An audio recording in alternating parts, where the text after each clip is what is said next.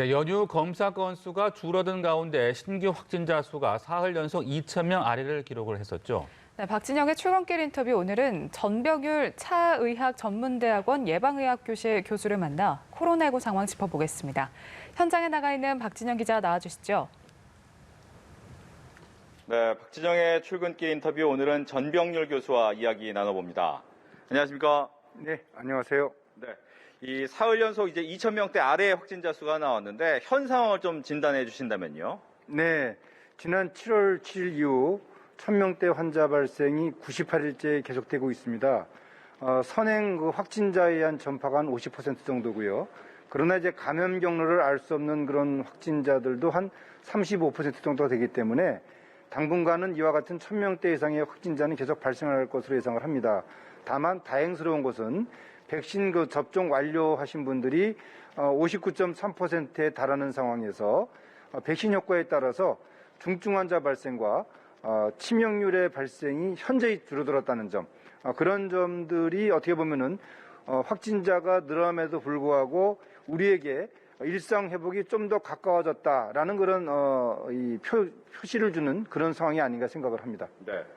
말씀해 주셨다시피 이제 정부에서도 일상으로의 단계적인 회복을 위해서 일상회복지원위원회를 이제 열기로 했는데 어떤 내용이 좀 논의가 될까요? 네, 13일 내일부터 이제 그 위원회가 가동을 하게 되는데요.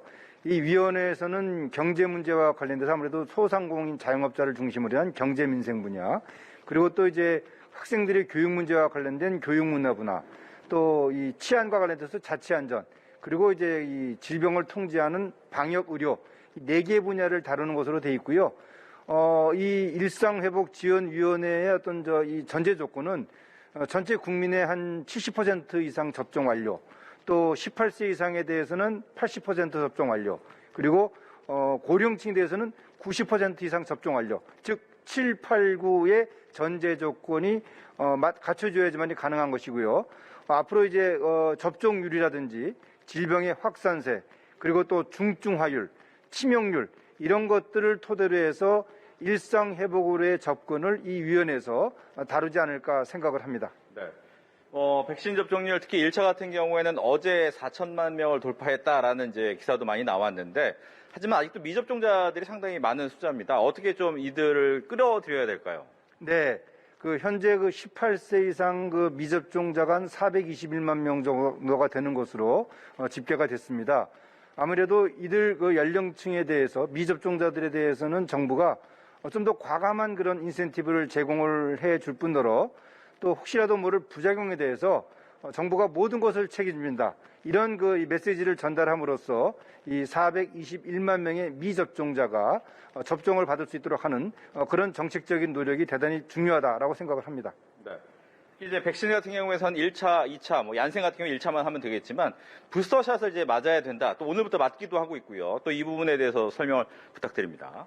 네, 지난 3월 20일부터 4월 1일까지 화이자 2차 접종을 완료하신 분들, 즉 거점 전담병원, 또 감염병 전담병원, 그리고 중증 환자를 치료하는 병원에 종사하는 한 6만 명 정도가 접종을 완료했죠. 그들 중에서 한 4만 5천 명이 이번에 이제 추가 접종을 받게 됩니다. 이 추가 접종을 받음으로써 우리도 이제는 접종 완료와 더불어서 언제든지 이 추가 접종을 할 수 있는 그런 상황이 이르렀다라는 점은 국민들에게 이 코로나19를 관리함에 있어서 상당히 희망적인 메시지를 전달하는 그런 긍정적인 신호가 아닌가, 그렇게 생각을 합니다. 네, 오늘 말씀 잘 들었습니다. 지금까지 박진영의 출근길 인터뷰였습니다.